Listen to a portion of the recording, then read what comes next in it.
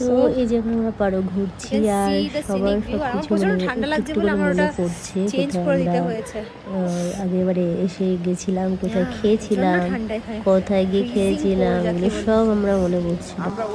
আমরা আগে যখন এসেছিলাম তখন কিন্তু পারোতে এত কিছু ছিল, মানে এত দোকান, এত হোটেল, এগুলো ছিল না, অনেক ফাঁকা ফাঁকা ছিল তখন। আর এত মানে ক্রাউডও তখন ছিল না, আরও ফাঁকা ছিল।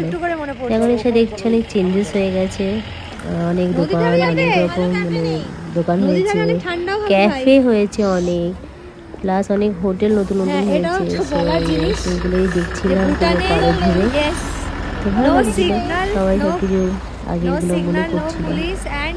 আর পুচকেটা তখন অনেক ছোট ছিল, মনে আমরা এসেছিলাম ও হয়তো 3 বছর হবে, বাট এখন এত বড় হয়ে গেছে, ওরও অনেক হালকা হালকা জিনিস মনে আছে, সেগুলো বলছে। আর এই জায়গাটা বিশ্বাস করবে না, এতটা ঠান্ডা, এতটা ঠান্ডা।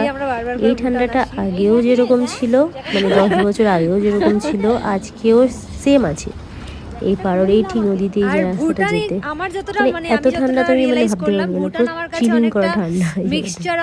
কিন্তু ভিউটা এত সুন্দর, এই ভিউটা গিয়ে তোমাদেরকে দেখাচ্ছি, আর এখানে সেগুলো এক্সপ্লেন করছে।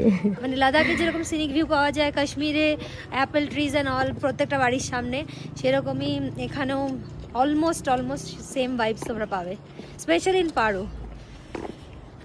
এই দিকটা দেখ, দারুণ লাগছে বাবা, এই পাটটা দেখো কি সুন্দর,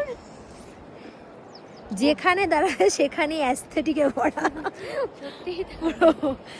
আর সবচেয়ে সুন্দর হচ্ছে আমাদের চোখে সবচেয়ে সুন্দর হচ্ছে পারো। এখন অবধি আমাদের অনেক দিকে যেতে হবে, বাট পারো এই নিয়ে আমাদের 4th টাইম আই গেস। পিছনে নদীটা দেখো, প্রচণ্ড ঠান্ডা।